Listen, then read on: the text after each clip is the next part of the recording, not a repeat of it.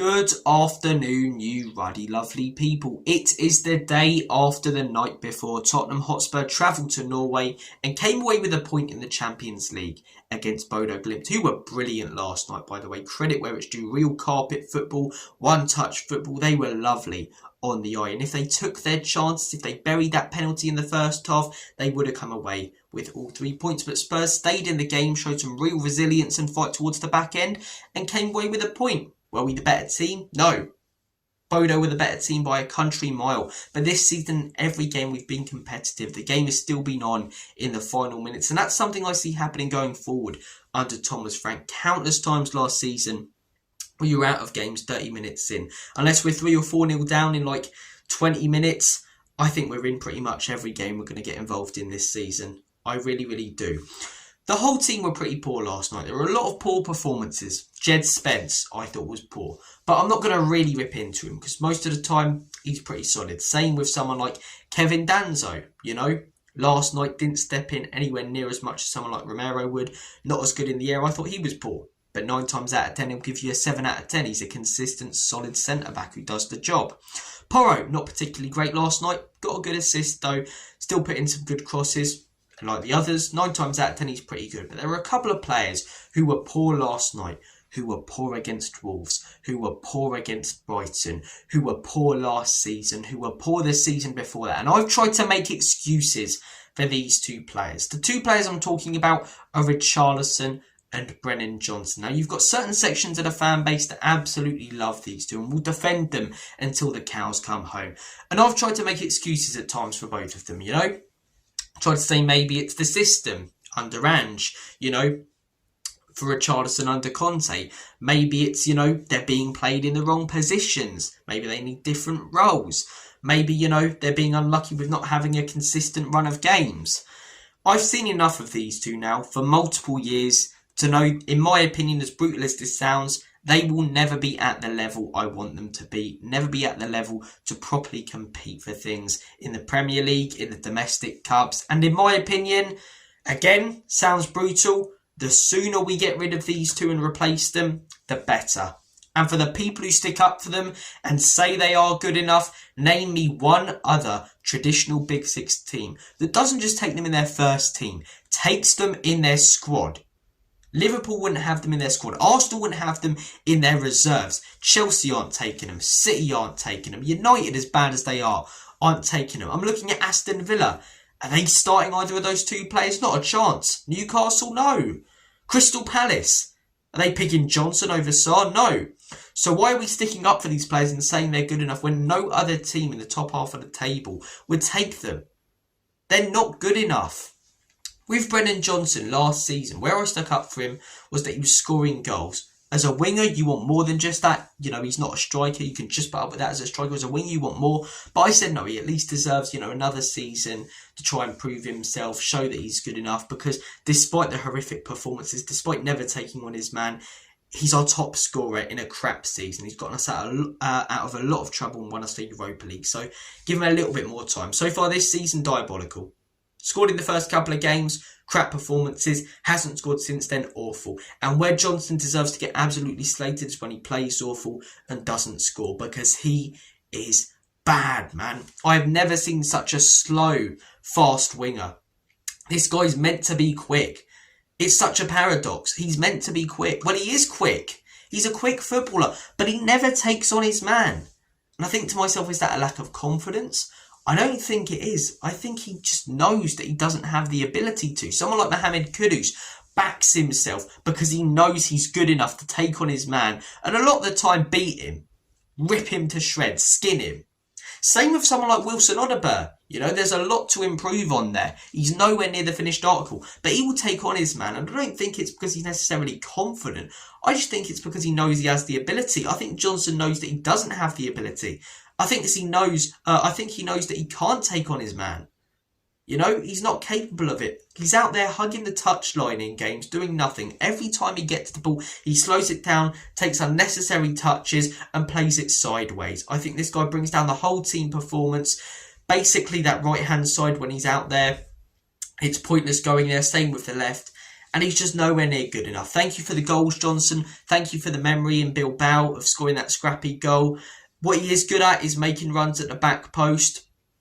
And, you know, if people find him, it ends up in the back of the onion bag. But for me, that one thing, I can't discount all the negatives with him. Can he hold the ball up? No. Can he take on his man? No. Is he skillful? No. Is he even that good of a finisher? No. All of the chances that he's getting, I mean, I'd finish them. I think most people would finish them. My nan, with dementia in a care home, would finish them. You know, it's not necessarily a point to praise him on, really. Scoring tap-ins. You should praise him for making the runs and getting in the right position, but we shouldn't necessarily praise him for finishing them, because if he didn't, you know, he wouldn't be a professional footballer. Now on to Richarlison.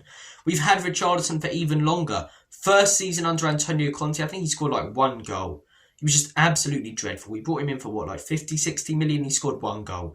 He was awful. But then you heard about, you know, mental health problems. You heard about Conte ripping, you know, into him. Problems there with the manager. And you think, okay, maybe under a different manager, he'll be all right. Different manager, completely different style of play. He had 10 good games under Ange. Those 10 good games around November, December time, 2023. Apart from that, awful. Under Thomas Frank so far, scored in the first game against Burnley, played well there. He was all right against City. Decent against PSG, didn't do a lot though. Awful apart from that. He's not good enough. I'm looking at attributes I want my striker to have. Right now, ideally in an ideal world, a striker has all of these, a perfect striker. But I don't think there is a perfect striker out there. I want a striker to be able to hold the ball up well. I want my striker to be quick and be making good runs into space. I want my striker to be good in the air, capable of finishing his dinner and heading the ball into the back of the net. I want him to be a good finisher in general, when he's got time to think about it, you know? Attacking midfielders, wingers, they're the players, you know, who I don't mind being bad finishers when they've got time, but good finishers when they, you know, haven't, and it's split-second moment, because they naturally bring the ability. I want my striker to be that player who's one-on-one, bet your house on it, he's going to finish it. Does Richarlison do any of those? No. Is he a good finisher? No. When he's got time to think about it, he poos the bed, basically. Is he good at holding the ball up? No. In the air, he can't chest it down. When it's played to his feet, his first touch is awful. Is he good in the air? Not particularly. He scored a couple of headers over the last, you know, few years, but with the amount of chances that he gets from them, it's night and day compared to how many he misses. You know, I'm just looking at all of this criteria that I look at. Does he make good runs? No. I'm looking at him yesterday as well. Does he even press well, right? He's making his press harder for him. I get what he's kind of trying to do. What he's trying to do is he's trying to press at an angle. So he's trying to go around in a circle like this, try and block the player and then chase down the goalkeeper. But it's so half-hearted with no pace. He just makes it easy for the keeper, because he just makes his run longer to close him down. So it gives the keeper more time. And he just passes it to the other side. So he's just wasted up there pressing. He's not quick either. He just offers nothing, man. He offers nothing. Solanke, you know, is Solanke quick? No. Is he the best finisher? No, but he holds the ball up really well. Muani, haven't seen him in a Spurs shirt yet. Does he hold the ball up particularly well? No. You know, is he great in the end? No. But he's quickly makes really good runs.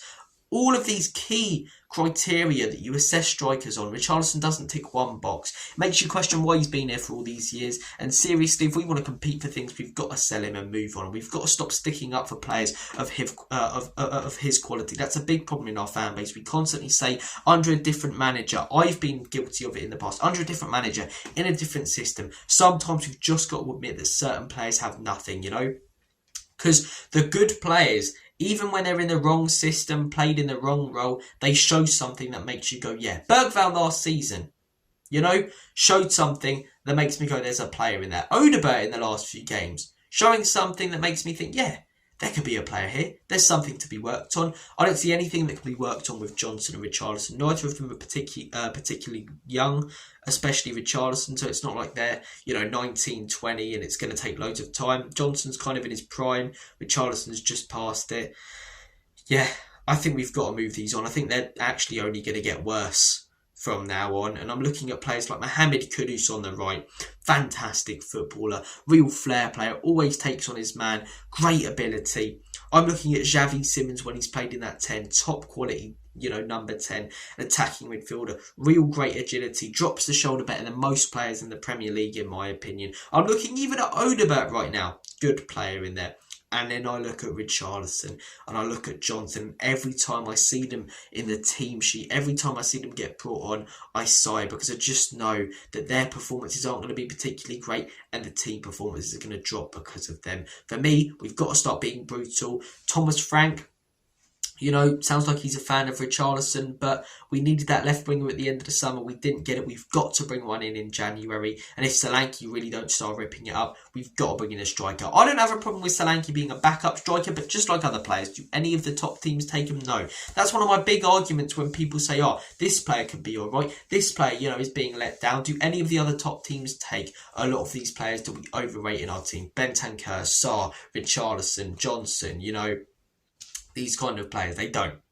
They don't, do they? I'll have to do another video on the midfielders, maybe even Vicario, because I've got some question marks over him, but a lot of question marks over certain players now that have had enough time at Spurs to really kick into gear, that have played under multiple different managers in multiple different systems and roles, and they haven't clicked. One of the big things with Johnson was playing as an inside forward. Frank wants him to come in a little bit more. He's still not. He's hugging the touchline, playing sideways. Thing with Richarlison, wait till he's got other players up there with him and gets good service. He's had Kudus out on the right, Simmons out on the left at times. Good crosses whipped into him. He's missed the ball. He did it yesterday. Bergvall, fantastic ball on the outside of his boot from the edge of the box. Richarlison comes to him, terrible reactions. He anticipates that the defender's going to block it, so when it comes to him a split second later, he can't tap it in.